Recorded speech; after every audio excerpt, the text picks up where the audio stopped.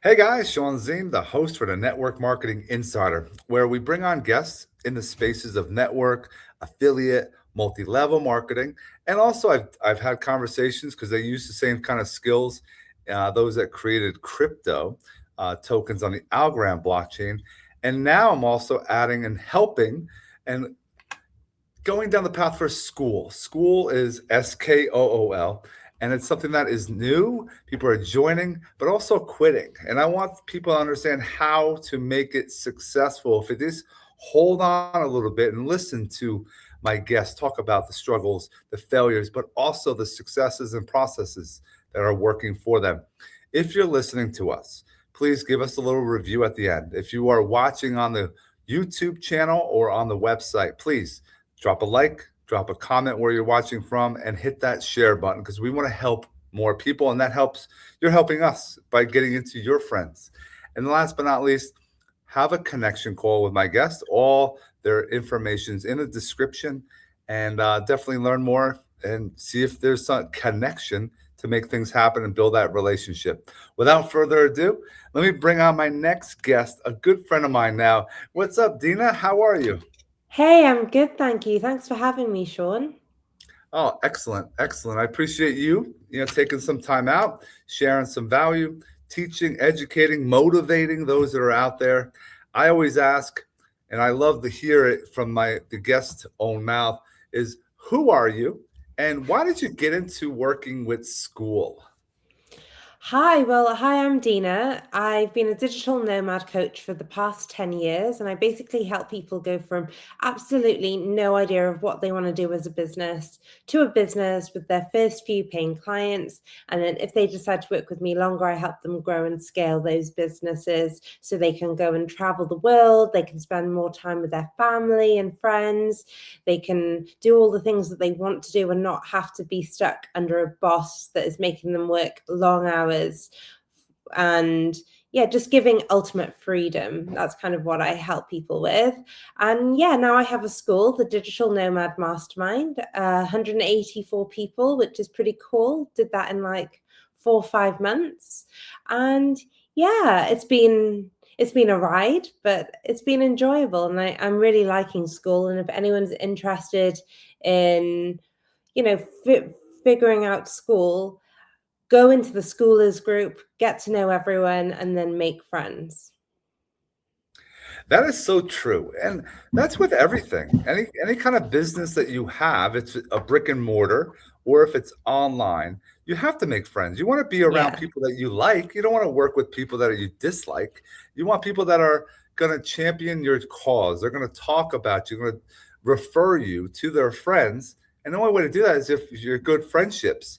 But not everyone knows how to build relationships. And that's where, we come in as far as collaborating, sharing what's working, and helping. I know helping is a big thing, and a lot of people don't want to share. And I think sharing is important. Once you're learning something, the only way you truly understand it if you're able to teach it or share it with someone else. And if they can understand it, you know exactly what we're talking about. So, being the having the ability to work abroad. Can you talk about that with your travel experiences? Because a lot of people, they're stuck in their job, like you were saying, and they need something else. They need a change of pace. They need a something, and that's what we try to help with what we're doing today. Yeah, so I always knew I wanted to travel since the age of 8. My sister did. She dropped out of uni and then went and decided to go and live in Spain for a year. And then she did a bit of traveling after that. And I was just watching her travels in her letters and postcards. And I was like, oh my God, that's so cool. That's what I want to do. And then when I get to 16, I'm kind of looking at my parents who are both doctors, and they were just working long hours, working weekends, working nights as doctors. And I was just like, I don't want to do that. That sounds horrible. I don't want to work like 50-hour weeks. So then that was kind of when I decided that I wanted to work for myself. And that's what I help people with. And then when I was like 23, 24, I was working in a corporate sales job. And my boss came up to me after 6 months of working there and was just like, Dina, this job isn't right for you. And I was just like, oh God, I'm going to get fired. This is awful. And then he told me that I would be a really good coach. And this was before coaching was really a thing. This was Mm, like back in the day when it was just retired CEOs and managers wanting to progress their teams. It wasn't like it is now. So he fired me and told me to read the 4 Hour Work Week as well. And I was like, that sounds cool. So I went and bought that book. I did a coaching training. And in that coaching training, they reminded me that I really wanted to go and travel the world. And they told me that it was possible if I could coach people. mhm, So I bought the course. I read the 4 Hour Work Week, which is all about scaling and automation in businesses and outsourcing. So I kind of had that knowledge before digital nomad was even a thing. And yeah, and then after I started that course, which was like remote learning, I booked my first one-way ticket to Thailand. And it was incredible. I went and explored. I met so many different people. I was scuba diving, I was surfing, I was hiking in the jungle. I met up with tribes in Thailand, and it was just mm. so cool. And I knew that that's where I was supposed to be, and that's what I wanted to do. Fast forward, I don't know, 12 years. I'm still a coach. I'm still traveling the world. I do have a base now, but I travel for like maybe 6 months of the year. And I run my own business and I can work from anywhere. So I can take my clients with me wherever I go. And it's a really good life. I'm really happy that my boss fired me.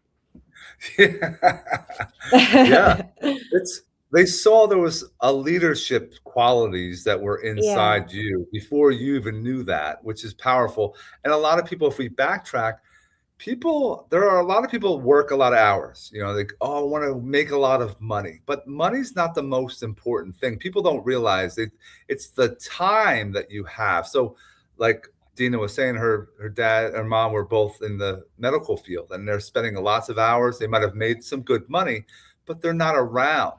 And that's the same thing. I don't like to work. I work so I can live.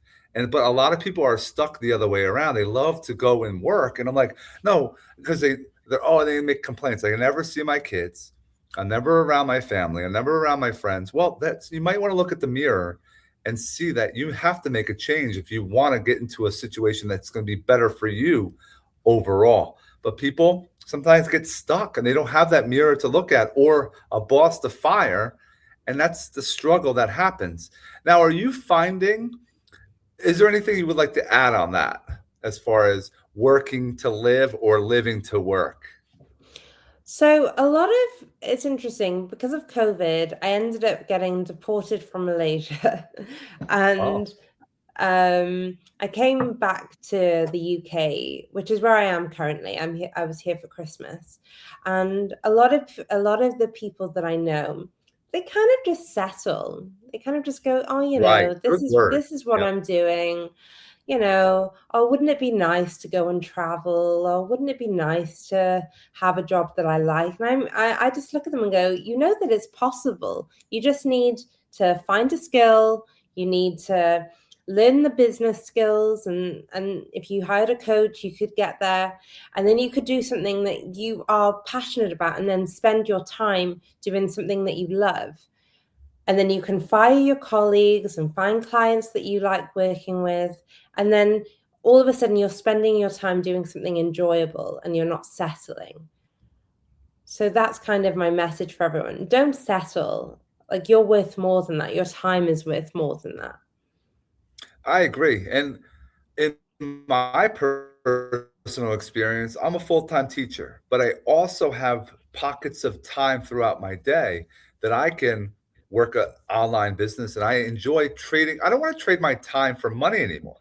Yes, I have to go in to teach for a couple more years and I'll be retired from teaching and I'll never be retired, but I like the ability to have that ka-ching while you're sleeping.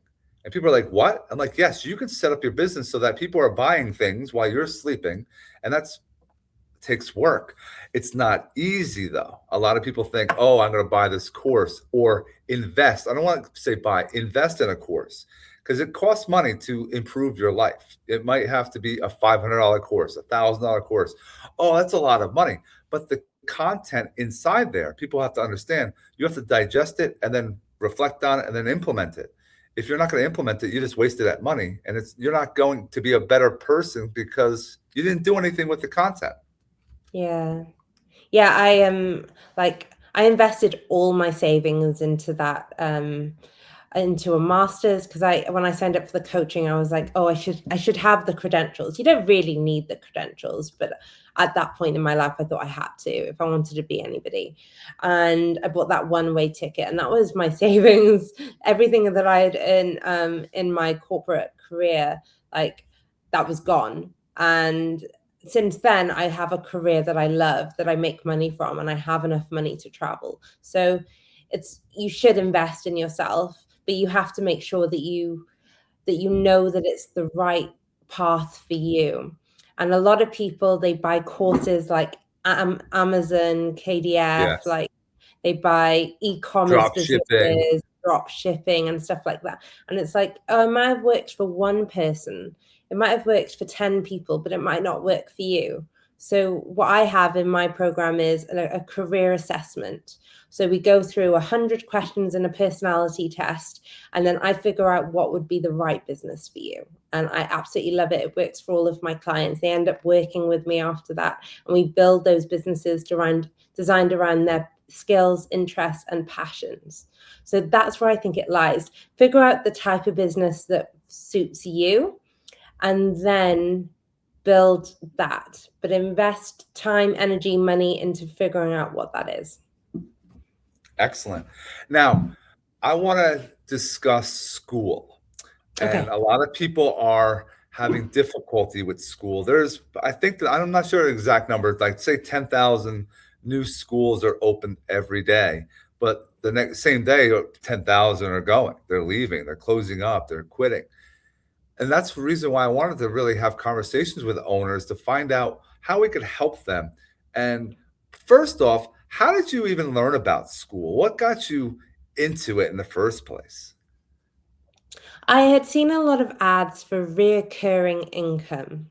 And in most of my coaching career, I have just done one-to-one work because I love working closely with people. They become really good friends of mine, and I can not fix their business, but more like just understand what they need and how they should run their business. Like a But diagnosis, yeah.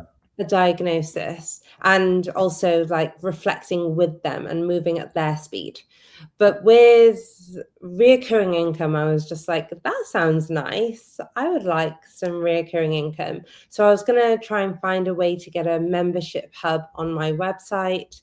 And then that seemed like a lot of money and faff. And then I tried to work with an AI company who would make me a membership site, but then that was not as good as Skool. And then someone told me about Skool, and I was like, oh, I'll give it a go. And it was so easy to set up, so easy. And I was like, oh my God, this is what I've been missing. I've been looking at all of these fancy alternatives, but I just need somewhere where I can have a classroom, I can have a calendar, and I can have a feed that people can write in. And that's basically what Skool gives you. And you can build a business by paid membership or getting people on coaching calls through that community. Yeah, that recurring income, that is a powerful thing that people have to understand. And I learned it, we call it residual income in the insurance world because, yeah, you have a policy, you write a policy, then if as long as you write a homeowner policy or a car insurance, the next month or the next year, you'll get a commission check. And I'm like, wow. And you just keep adding up, keep putting people into the funnel, and you're going to make this money. It doesn't always work constantly. It's not like something you can just keep putting into the funnel and that's it. There are people that are going to fall out. You're going to lose people along the way as well. And I think people don't understand that. And they say, wait, they signed up. Yes, maybe their value, they don't see it consistently. That's why they might leave. So the value is important to always keep that in mind, to keep your members engaged, to Yeah. come back for more. And a lot of them, but I love this recurring income. You can almost, it's not guaranteed enough. We're not financial advisors, nothing's guaranteed. A little disclaimer. But if you work, you can make some serious money. On Skool, somebody's making almost $500,000 a month to do what we're doing, basically. And they're educating, they're having engagement inside the community, and they're making money. And it's recurring because people are paying that subscription. And like Dina was saying, there's courses inside. But I found the culture inside is the most important. How do we help people understand that front? Because if you're in Facebook, there's an algorithm. If you're on Instagram, there's an algorithm. If you're on TikTok, there's an algorithm. Things are fed to you. In Skool, it's not. Yeah, it's not. It's just people get emails every couple of days that you've posted something that's relevant. They come and have a look at your school. They start commenting on other people's posts.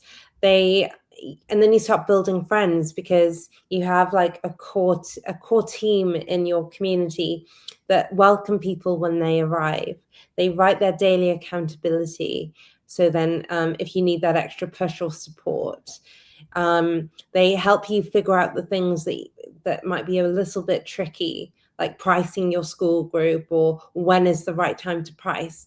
So you have this community that want to help you on your journey, and you in return want to help them, and you actually make solid friendships. It's not just but you're not just benefiting from it. It's actually like holistic.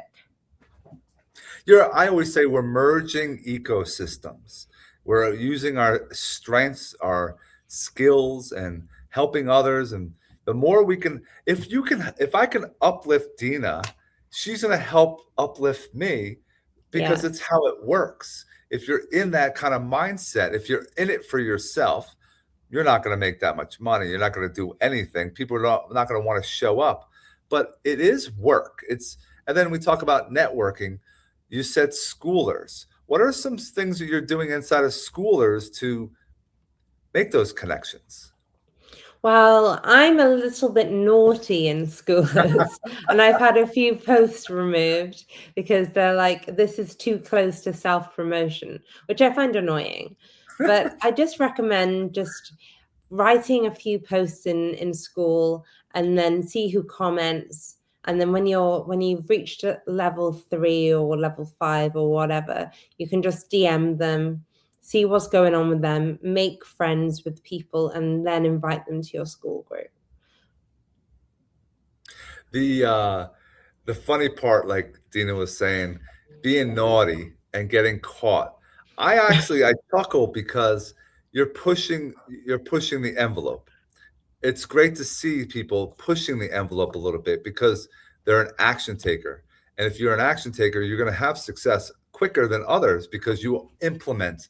A lot of people go into a webinar. They might go to a sponsored event and they're like, "Oh, I'm going to learn all this stuff." And then you talk to them the next day, they don't have any takeaways. They didn't take any notes. They didn't learn anything. A week, a month ago, later, they don't even implement or take action on any of the ideas that they learned.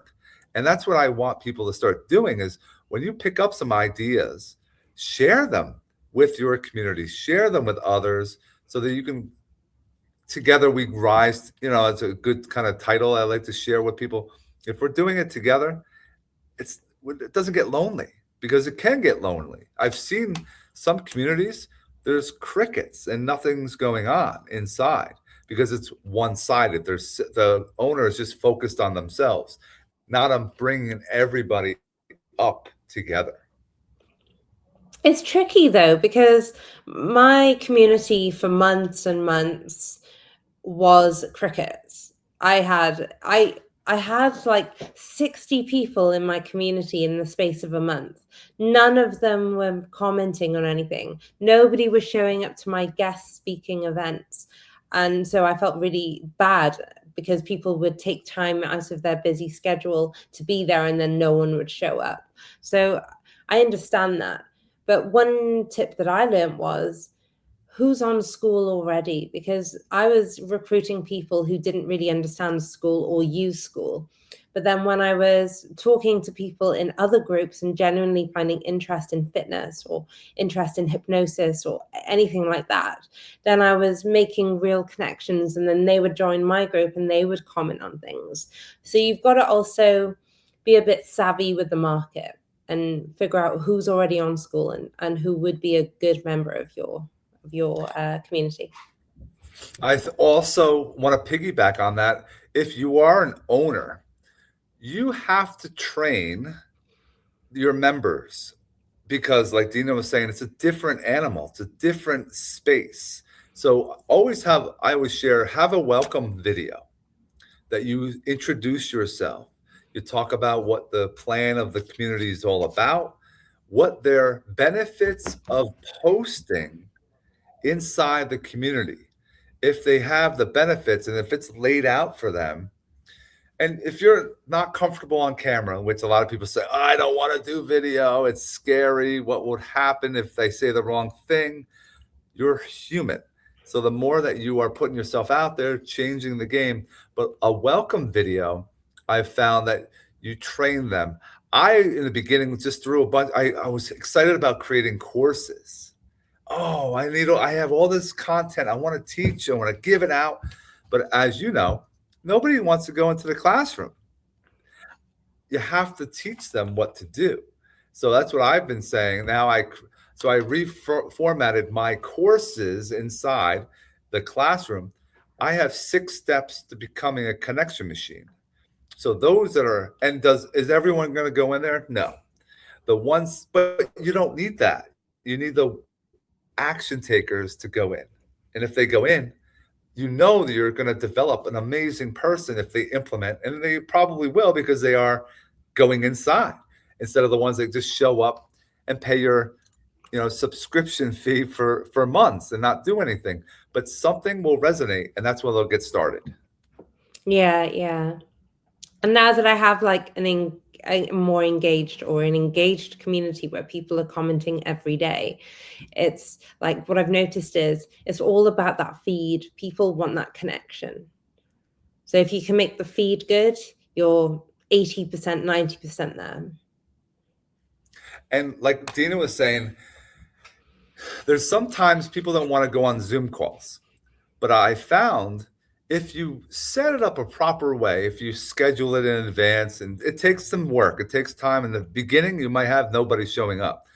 But I was teaching Dina in the past couple of days, take a picture that we are on a Zoom call. Or if you are doing video, if you are by yourself, record it. And that's a teachable moment that you can share in the community and be like, hey guys, I know the time must have not worked for most of you, but I wanted to give you some value today, and go into your little, maybe a 5 or 10 minute, I wouldn't go past 10, of value that you have for that day. And then do a post and share it with people. And then say, hey guys, it would be great, instead of me just talking to myself, I would love to see another person or two. And the next time you do it, you have 1 or 2 people show up. Take a picture. Hey, you missed this one. It's not recorded. Why? You missed it. You should show up. We want to make this more of an urgency kind of thing. You have it. It's important. If I can make time and you can make time to be on it, everyone else can try to find that time. Or I found that I have to have different times because it is a global community. So we have to, I know somebody I was talking to, it was 2:00 in the morning yesterday. And I'm like, wait, it's 2:00. Yeah, but he learned that you have to be up because the money's in the US and Canada, but you can live in Thailand and Vietnam or Philippines and all these other countries, but you have to get up early to speak to people that are almost in the evening in the US. So it's kind of finding that time frame sometimes is the tricky part as well. Yeah, totally. You've got to be dedicated. That's another thing. I have a Facebook group of like over 6,000 people, and it doesn't have the same energy as my Skool group. people do post in there, but nobody really likes. Everyone just takes the information, and there's no real energy. So that's one thing that I've dedicated a lot more time to the Skool group, and I'm willing to wake up early. I'm willing to support people and be there for them, be their rock. And that's not something I was doing in the Facebook group. So even though that one has more numbers, it's all about engagement. Right. I'm the same way. Facebook, the engagement's not there. I like, and everyone should check out Dina's website. I know you're revamping and everything, but having a website is important. One, you don't want to have like a lot of people have a billboard website. It's work with me and why you should work with me. It should be interactive. And I know Dina's got a she's gonna get back into blogging. I always tell people blogging is a great way because you can embed links, you can do a lot with blogging. And oh, but I don't know how to write. A lot of people will say, well, that's where Chat GPT comes in or Gemini. Use some AI, tweak it, make sure it's your voice, make sure it's words that you're kind of using on a consistent basis, and you're putting content out. You want to have reasons for them to show up. That's why I have mine. I have my web podcast. I have the video that people can come and watch if they don't want to go to the YouTube channel, or they can go for the podcast, the listening piece if they're at work or they're doing a workout. But it's providing that value and collecting emails. I was never doing that in the past. That's where if you shift your gear and do a different business or want to introduce a new business, you can do that on the back end instead of even putting it out on social. I try to be all over. I'm school, but I also have some network marketing stuff that I do that I will fly under the radar in the emails that I send out. So that's something that people have to. Emails are gold, and nobody can take it Emails are away. good. It's powerful. How are you collecting those as well? I know you do the opt-ins and stuff like that. What have you done in the past that was working for you? So at the moment, I have Facebook ads, and then everyone who is a lead, I put into my mailing list. Everyone who joins my Skool community, they go into a different mailing list sequence.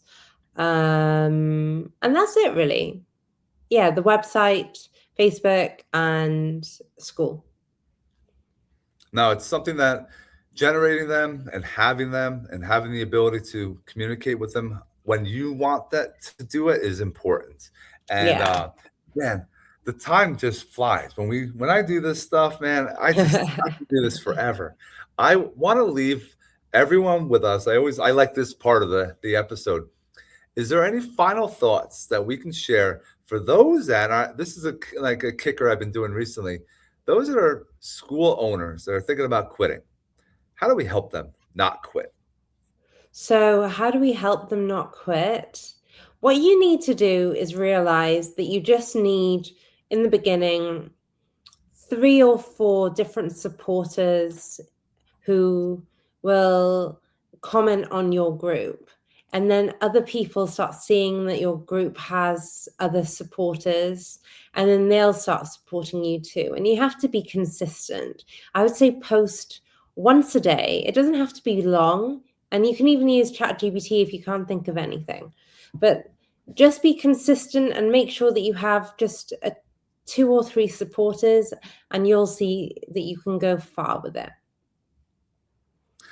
Hey, that is powerful. And it's the small groups that will take over, that'll help you the most. You can have Yeah. 1,000 people. You're going to have maybe a handful that actually do any work inside of it that is meaningful. It's even like you always have that 80-20 rule. It's even more. It's like that small group is probably like 90% and versus 10.